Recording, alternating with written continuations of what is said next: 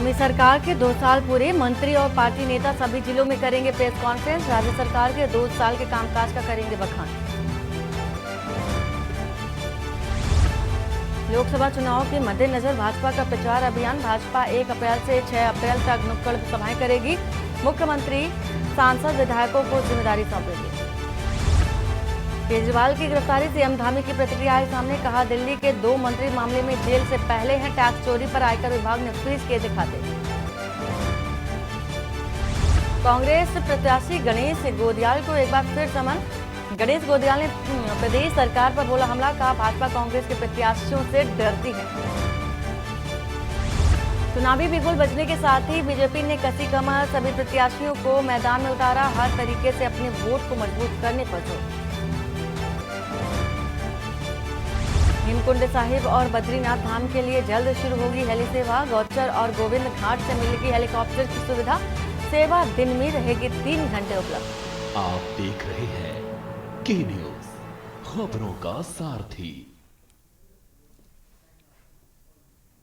नमस्कार, मैं हूं वंदना पांडे और आप देख रहे हैं के न्यूज इंडिया। बुलेटिन की शुरुआत बड़ी खबर से करेंगे और बड़ी खबर आ रही है चमोली से, जहां पर थाना नंदा नगर घाट में भीषण हादसा हुआ है और उसके साथ ही साथ कार के खाई में गिरने से 3 लोगों की मौत बताई जा रही है। कार सड़क से करीब 300 मीटर नीचे गिरी थी और थाना नंदा नगर पुलिस टीम भी रेस्क्यू कर रही थी।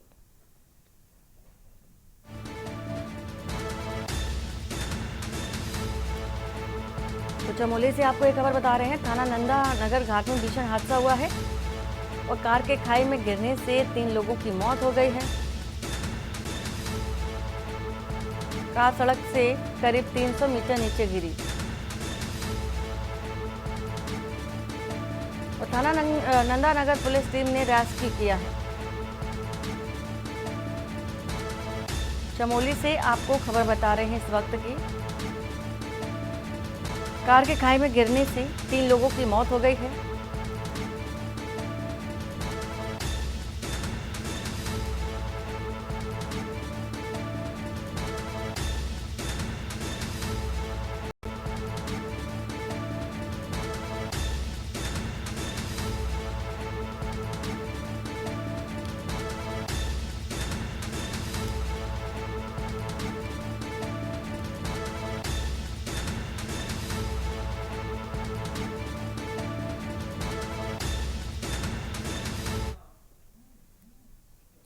रामनगर में आज सीएम धामी का रोड शो है। सुबह 11 बजे रोड शो करेंगे अनिल बलूनी और 12:30 बजे होली मिलन समारोह में शिरकत करेंगे। गढ़वाल सीट से प्रत्याशी हैं बीजेपी के अनिल बलूनी।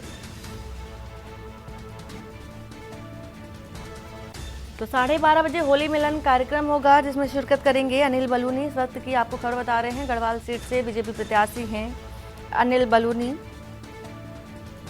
और रामनगर में आज सीएम धामी का भी रोड शो है जिसमें शिरकत करेंगे।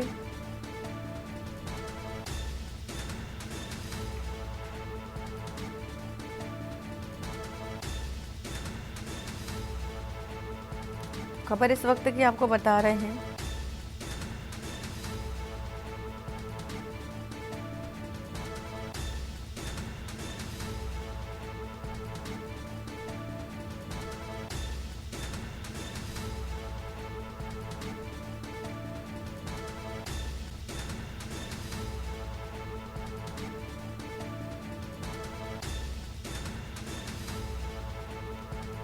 गढ़वाल सीट से बीजेपी प्रत्याशी हैं अनिल बलूनी और रामनगर में आज सीएम पुष्कर सिंह धामी का रोड शो है। शिरकत करते नजर आएंगे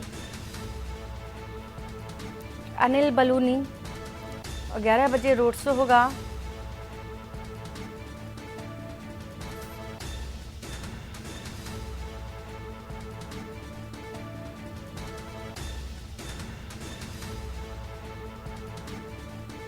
तो रामनगर में आज सीएम धामी का रोड शो है और रोड शो को लेकर के देखा जा रहा है कि सुबह 11 बजे रोड शो होगा जिसमें अनिल बलूनी इस रोड शो का हिस्सा बनेंगे और इसके साथ ही 7 प्रत्याशी हैं गढ़वाल सीट से अनिल बलूनी और CM Pushkar Singh Dhami road show के माध्यम से प्रचार प्रसार करते नजर आएंगे।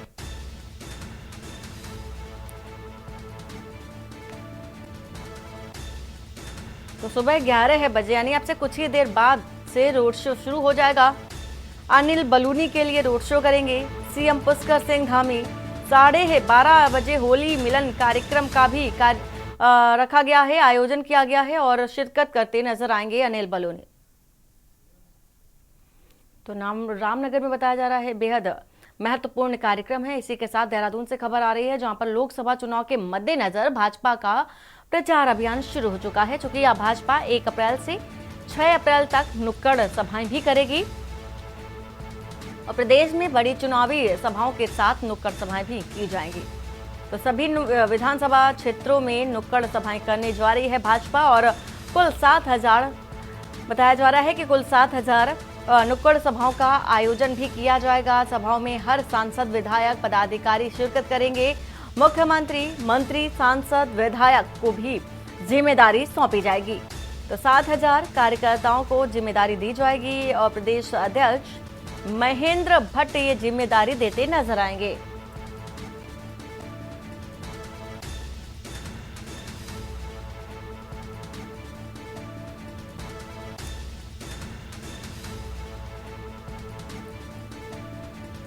तो मुख्यमंत्री, मंत्री, सांसद, विधायक को भी जिम्मेदारी सौंपी जाएगी।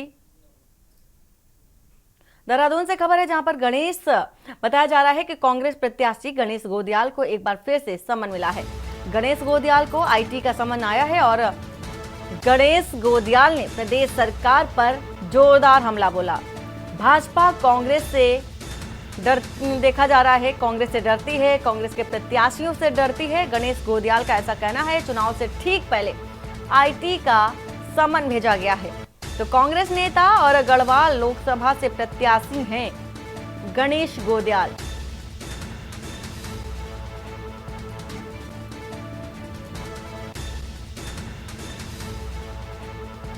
तो चुनाव से ठीक पहले आईटी का समन भेजा गया है। गणेश गोदियाल का कहना है भाजपा पर निशाना साधा। कांग्रेस नेता और गढ़वाल लोकसभा से प्रत्याशी हैं गणेश गोदियाल और इसके साथ ही साथ आईटी का समन जारी किया गया है।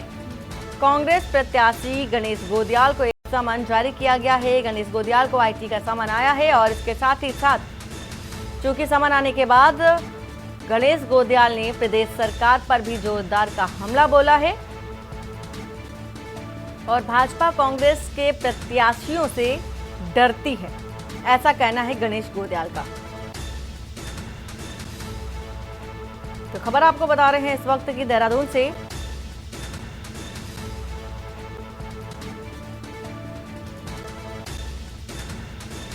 तो अब आईटी की रडार पर गणेश गोदियाल को देखा जा सकता है। समन जारी किया गया है आईटी की ओर से, ईडी की ओर से बताया जा रहा है आईटी की ओर से समन जारी किया गया है और गणेश गोदियाल को आईटी का समन आया है और प्रदेश सरकार पर कांग्रेस प्रत्याशी ने जोरदार का हमला भी बोला। गणेश गोदियाल ने कहा कि भाजपा कांग्रेस के प्रत्याशियों से डरती है।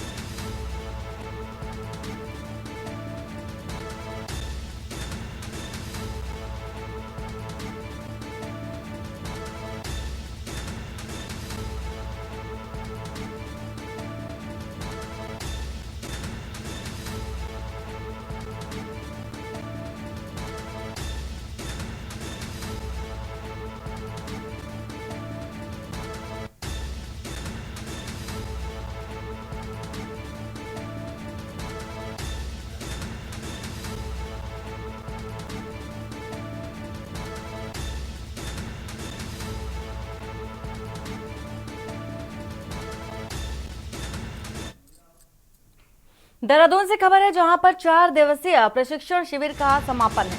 भारतीय रेड क्रॉस सोसाइटी परिसर में आयोजित हुआ शिविर और मुख्य अतिथि सचिव आपदा प्रबंधन ने शिरकत की है। फर्स्ट एड की ट्रेनिंग स्कूली बच्चों को भी देने की अपील की गई। आपात स्थिति में बच्चे भी त्वरित सहायता कर सके, ऐसा कहा जा रहा है और आपदा के समय फर्स्ट एड की भूमिका महत्वपूर्ण होती है।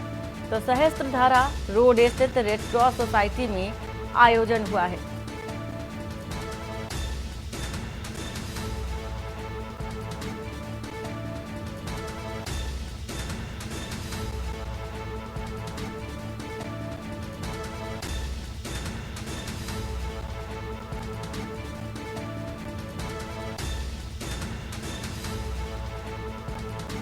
खबर इस वक्त की बता रहे हैं देहरादून से, जहां पर 4 दिवसीय प्रशिक्षण शिविर का समापन हुआ और भारतीय रेड क्रॉस सोसाइटी परिसर में शिविर आयोजित हुआ। मुख्य अतिथि सचिव आपदा प्रबंधन ने शिरकत की थी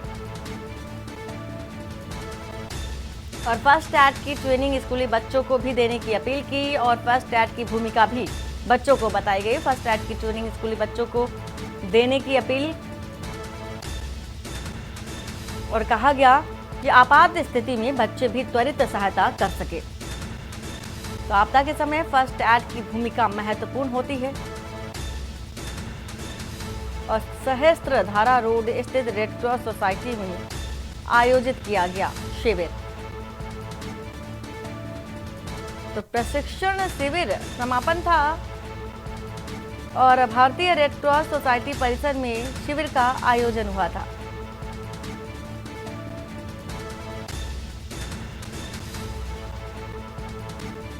तो फर्स्ट एड की ट्रेनिंग स्कूली बच्चों को भी देने की जो अपील है वो भी देखी जा रही है। क्या भूमिका होती है वो भी बताई जा रही है।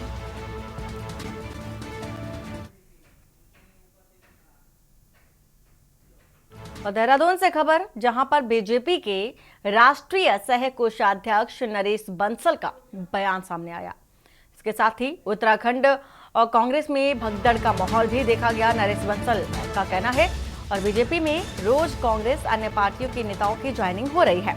कार्यकर्ताओं और नेताओं की ज्वाइनिंग का आंकड़ा 18,000 पार हो चुका है और नरेश बंसल का ऐसा कहना है और पार्टी सबका स्वागत भी करती है। तो नरेश बंसल की ओर से ये बयान देखा जा रहा है। उत्तराखंड कांग्रेस में भगदड़ मची पड़ी है, ऐसा कहना है नरेश बंसल का। बीजेपी में रोज कांग्रेस के जो आला नेता हैं वो शामिल होते नजर आ रहे हैं, भाजपा को ज्वाइन करते नजर आ रहे हैं। तो सभी का स्वागत है।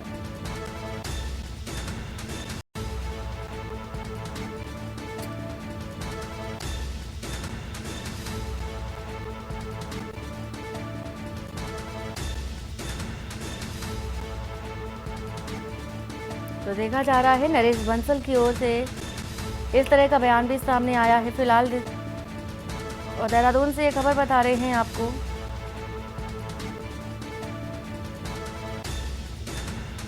बीजेपी में रोज कांग्रेस के जो अन्य पार्टियों के नेता हैं उनकी ज्वाइनिंग चल रही है और सबका स्वागत भाजपा करती है। और दिल्ली के मुख्यमंत्री अरविंद केजरीवाल की गिरफ्तारी पर सीएम धामी ने कहा है कि दिल्ली के 2 मंत्री इस मामले में जेल में पहले से हैं। चूंकि यह मसला अदालत में चल रहा है और इसलिए इस पर ज्यादा बोलना ठीक नहीं है। वहीं कांग्रेस के खाते फ्रीज करने पर सीएम धामी ने कहा कि टैक्स चोरी पर आयकर विभाग ने कार्रवाई की है। आयकर ने सिर्फ कांग्रेस के खाते में से सिर्फ 115 करोड़ की निकासी पर रोक लगाई है। कांग्रेस नेता बेबुनियाद आरोप लगाकर जनता को गुमराह करने की कोशिश कर रहे हैं। केजरीवाल जी का जो प्रकरण है वो आप सबको पता है कि अब अदालत के तत्वाधान में आ गया है। अदालत उसको देख रही है और वो सारे साक्ष्यों पर सारे जो भी दलीलें होंगी पक्ष विपक्ष दोनों को सुनने के बाद निर्णय आएगा और वो कानूनी प्रक्रिया है। कानूनी प्रक्रिया के तहत ये हुआ है। इससे पहले भी उनके मंत्री हैं सत्येंद्र जैन और सोनिया जी वो पहले से ही जेल में है। तो उसी प्रक्रिया के तहत उन पर भी कहीं न कहीं जो जांच कंपनियां हैं उन्होंने कोई सबूत पाए गए होंगे, नहीं पाए गए होंगे तो अब अदालत में मामला बहुत ज्यादा पहला दिखाना। चुनावी बिगुल बजने के साथ ही बीजेपी ने अपनी कमर भी कस ली है। साथ ही देखा जा रहा है कि अपने सभी प्रत्याशियों को मैदान में भी उतार दिया है। वहीं नैनीताल उधम सिंह नगर लोकसभा सीट से सांसद अजय भट्ट को टिकट देकर भाजपा ने पुनः अपना विश्वास जताते हुए उन्हें मैदान में उतारा है।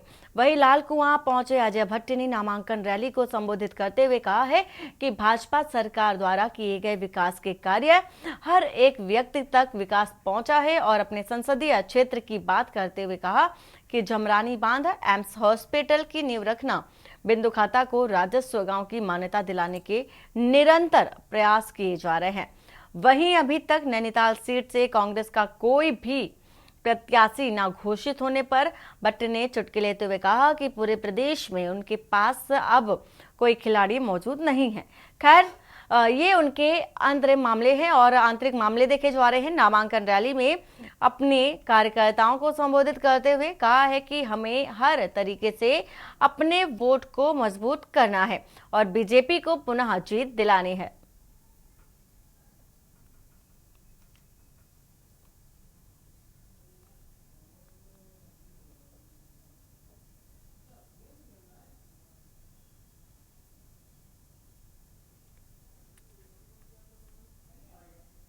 जबरदस्त जोश है और जनता में भी उतना ही जोश है। कार्यकर्ता तो हमेशा चुनाव जीतने के लिए काम करते हैं।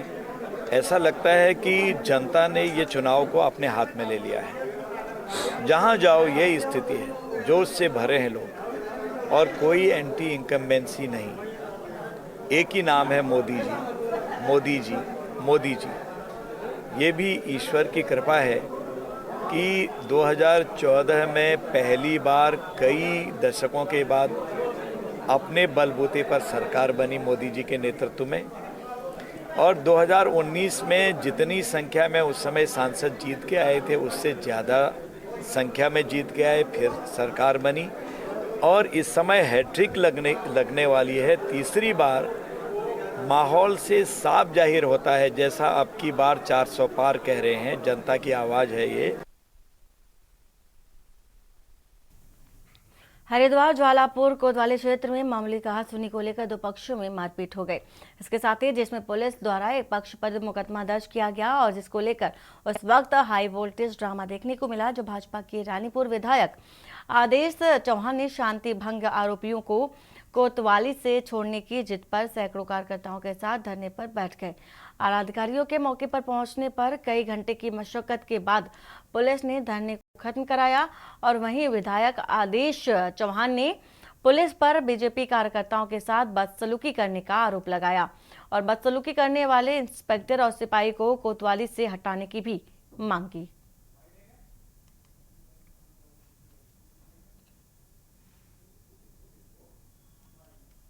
मामला ये है कि अपनी ज्वालापुर के अंदर पीट बाजार के अंदर आज हमारे ये महेश जी हैं, छोटे कारोबारी हैं, हलवाई का काम करते हैं। ये अपनी दुकान के सामने बैठे हुए वहाँ में बैठ के पानी पीने लगे। इतने में कोई मोटरसाइकिल वाला है, उसने इनको हिट कर दिया। तो उन्हें दिखाई नहीं दे रहा, अंधा हो गया। इतने में उसने गाली गलौज इनके साथ की, इनके जो और वर्कर थे उनके साथ गाली गलौज। उसके बाद वो अपनी मोटरसाइकिल खड़ी करके वापस आया। इनका एक छोटा सा बालक इनके यहाँ काम करता है जिसकी माँ भी नहीं है, उस बच्चे को उसने 2 रैपट मार दिए और भी उसके साथ 2-3 लोग थे। वो लेकर इनके साथ हत्याबाजी बदतमीजी करने लगे। फिर इनके कर्मचारी ने भी इसका प्रतिकार किया और इस बीच हमारे पार्षद ने पुलिस को फोन किया। पुलिस वहाँ पहुँच गई तो पुलिस ये जो क्योंकि इनकी दुकान ही घटना है, ये उनको मारने उनके घर नहीं गए। टक्कर उसने मारी, इन्होंने टक्कर नहीं मारी, ये तो वहाँ पानी पी रहे थे, है ना। पुलिस इन्हीं 4 लोगों को पकड़ के ले आई। लक्सर से खबर है, जहां पर तहसील के रामपुर रामघाटी नीलधरा गंगा के पास किसान की सैकड़ों बीघा भूमि को खनन माफियाओं द्वारा खुर्द-बुर्द करने की शिकायत तहसील प्रशासन से लेकर जिला प्रशासन तक की गई, लेकिन 2 दिन बीत जाने के बाद भी कोई भी कार्रवाई नहीं हुई। किसानों ने मौके पर पहुंचकर जमकर हंगामा किया और माफियाओं द्वारा 2 पोकलैंड से कर रहे खनन को बंद कराया और पुलिस से सूचना देने के साथ ही कार्रवाई की मांग की। वहीं लक्सर उपजिलाधिकारी गोपाल सिंह चौहान ने तहसीलदार के नेतृत्व में एक टीम गठित कर जांच कर रिपोर्ट देने की बात कही।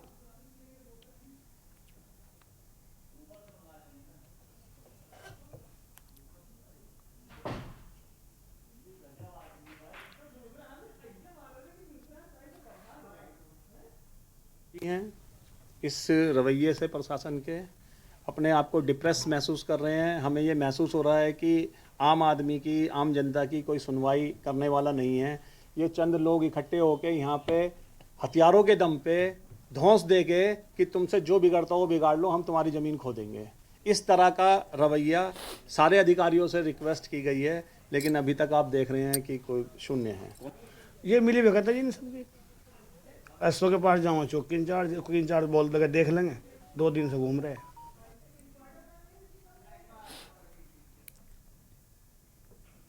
और खबर देहरादून से है, जहां पर सहस्त्रधारा रोड स्थित भारतीय रेड क्रॉस सोसाइटी परिसर में आयोजित 4 दिवसीय प्रशिक्षण शिविर का समापन हुआ है और इस दौरान मुख्य अतिथि सचिव आपदा प्रबंधन डॉक्टर रंजीत कुमार सिन्हा ने शिरकत की। उन्होंने रेड क्रॉस सोसाइटी से अपील की है कि वे फर्स्ट एड की ट्रेनिंग स्कूली बच्चों को भी दे, ताकि किसी जो आपात स्थिति है बच्चे भी त्वरित सहायता कर सके। उन्होंने कहा कि आपदा के समय फर्स्ट एड की भूमिका बहुत महत्वपूर्ण होती है। समय पर प्राथमिक सहायता मिल जाए तो जिंदगी को बचाया जा सकता है।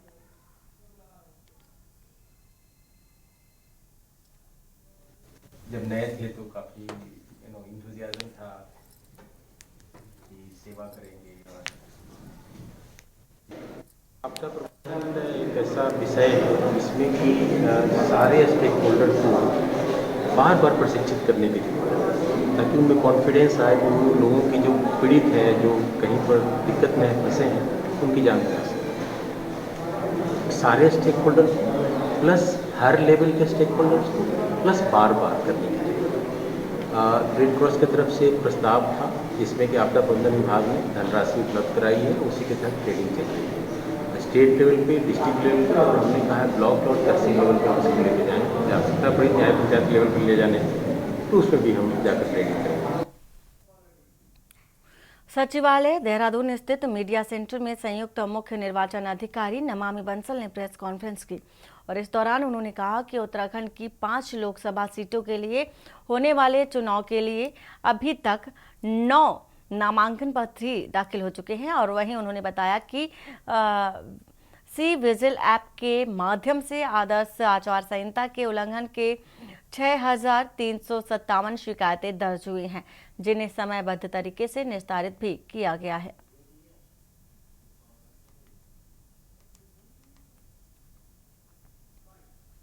भी हमारे मतदान कार्मिक हैं, जो कि लगभग संख्या 60,000 से भी अधिक है। इनके लिए विशेष इस बार, क्योंकि माननीय भारत निर्वाचन आयोग द्वारा विशेष रूप से एक वेलफेयर ऑफिसर की नियुक्ति करने के निर्देश दिए गए हैं, तो उसकी प्रक्रिया को आगे बढ़ाते हुए प्रत्येक बूथ स्तर पर एक हेल्थ प्लान भी तैयार किया जा रहा है, जिसमें कि मतदान कार्मिकों के लिए और जितने भी हमारे मतदान प्रक्रिया में पुलिस बल, सुरक्षा बल, सेक्टर मैजिस्ट्रेट, जोनल मैजिस्ट्रेट सभी तैनात होंगे। उनके साथ में अगर यदि कोई भी चिकित्सकीय आपातकालीन स्थिति आती है तो तत्काल उनको आवश्यक चिकित्सकीय उपचार मिल सके। होली का त्यौहार के मद्देनजर कालाडूंगी थाने में बैठक का आयोजन किया गया और सीओ सिटी रामनगर भूपेंद्र सिंह भंडारी और तहसीलदार संजय कुमार द्वारा आगामी पर्व को सकुशल संपन्न कराने के लिए क्षेत्र भर के जनप्रतिनिधियों के साथ चर्चा की गई और इस दौरान उपस्थित अधिकारियों ने होली त्यौहार से सभी को मिलजुल करके व शांतिपूर्ण तरीके से मनाए जाने की भी अपील की है।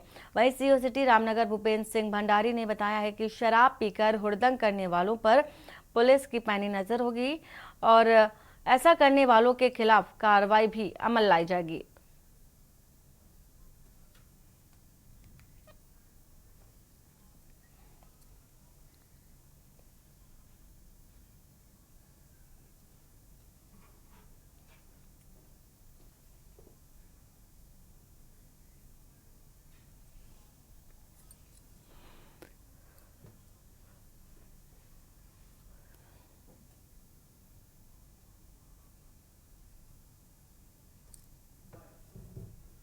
तारीख को होली का पर्व है और इस समय जो है रमज़ान का पवित्र महीना भी चल रहा है, तो सभी लोगों का, सभी संगठनों का, व्यापार मंडल के लोगों का और यहाँ पर जो है एक मीटिंग ली गई कि इस त्यौहार को जो है सौहार्दपूर्ण और जो है ये रंग का त्यौहार होता है, इसको जो है शांतिपूर्वक से और शांतिपूर्वक जो इसको मनाया जाए। इस वजह से जो है आज ये यहाँ पर एक गोष्ठी की गई है, मीटिंग ली गई है। खबर लक्सर से है, जहां पर लक्सर एसडीएम गोपाल सिंह चौहान ने तहसील मुख्यालय सभागार में सभी पार्टियों के पदाधिकारियों की बैठक ली। बैठक में एसडीएम ने पार्टी पदाधिकारियों और उनके समर्थकों को आचार संहिता की गाइडलाइन की विस्तृत रूप से जानकारी भी दी। एसडीएम ने सभी से निर्वाचन आयोग के नियम कायदों का 100% अनुपालन करने की भी अपील की है। उल्लंघन करने वालों पर सख्त कार्रवाई करने की भी चेतावनी दी है।